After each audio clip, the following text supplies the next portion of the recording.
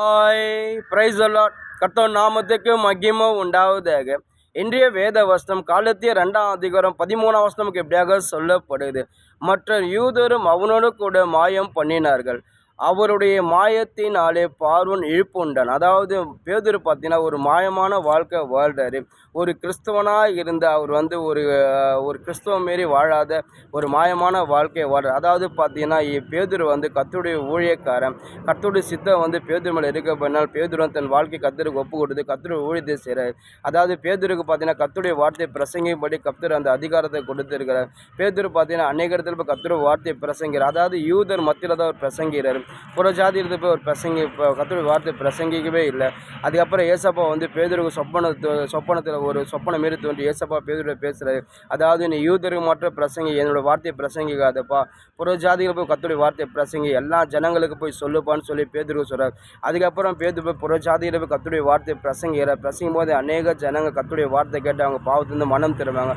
அநேக ஜனங்க கர்த்தரத்தில் சேர்ந்து அவங்க பிள்ளையாக மாறுறாங்க. அதுக்கப்புறம் பேதுரு பார்த்தீங்கன்னா அந்த புறஜாதியோட ஒன்றா இணைந்து அவர் பார்த்தீங்கன்னா பேதுரு அந்த புறஜாதியோட சாப்பிட்றார். அப்படி சாப்பிடும் போது சில யூதருக்கு அதாவது இப்போ குற்றம் கண்டுபிடும், யூதருக்கு புறஜாதியோட சேரக்கூடாது அப்படி ஒரு சட்டம் போட்டு, அதாவது அவங்க ஒரு குற்றம் கண்டுபிடிக்கும்படி பேதுரை அவங்க அந்த வேவு பார்க்க வராங்க. அப்படி பார்க்கும்போது பேதுரு பார்த்து அவங்ககிட்ட புறஜாதியில் சாப்பிட்னே இருக்கும்போது அவங்ககிட்ட எழுந்து உடனே அந்த புறஜாதி எனக்கு சம்மந்தமே ஏஞ்சுக்கிறாரு. இதை கண்டு பவுல் பயங்கரமாக கோவப்பட்டு முகமுகமாக பேதுரை எதிர்க்கிறாரு. அதாவது அந்தோக்கியா என்ற பட்டணத்தில் பார்த்தீங்கன்னா பேதுரை முகமுகமாக பவுல் எதிர்க்கிறாரு.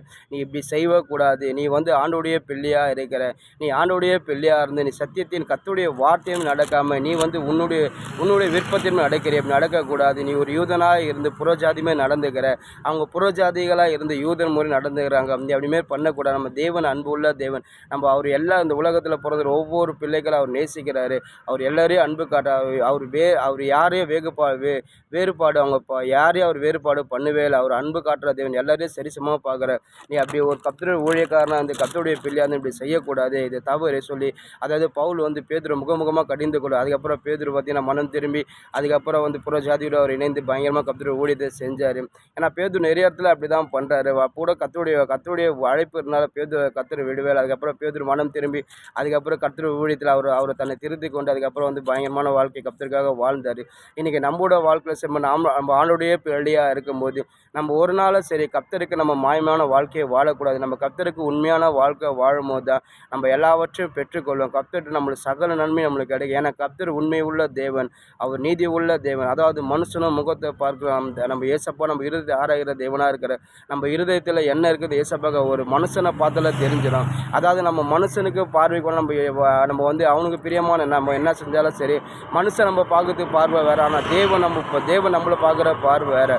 ஒரு மனுஷனை கர்த்தர் கரெக்டாக கண்டுபிடிச்சார். எப்படியாப்பட்ட ஆள்னு கர்த்தரை கண்டுபிடிச்சார். பேதுரு ஏசப்பா எத்தனை வாட்டி அதுமாரி கண்டுபிடிச்சார். வேதத்தில் அநேக பேர் சரிப்பா அவங்க இருதயத்தில் சிந்திக்கும் போது ஏசப்பா உடனே சொல்லுவாங்க, இருதயத்தில் இப்படி சிந்திக்கிறது என்ன சொல்லி. அப்படியாப்பட்ட தேவனை அவர்கிட்ட யாருமே சரி அவர்கிட்ட தவறு செஞ்சால் நிச்சயமாக அதுக்கேற்ற பனிஷ்மெண்ட் கர்த்தர் கொடுப்பாரு. நம்ம ஒன்று ஆண்டோடைய பிள்ளையாக இருக்கும்போது நம்ம எல்லாரும் நம்ம சரிசமாக பழகும்.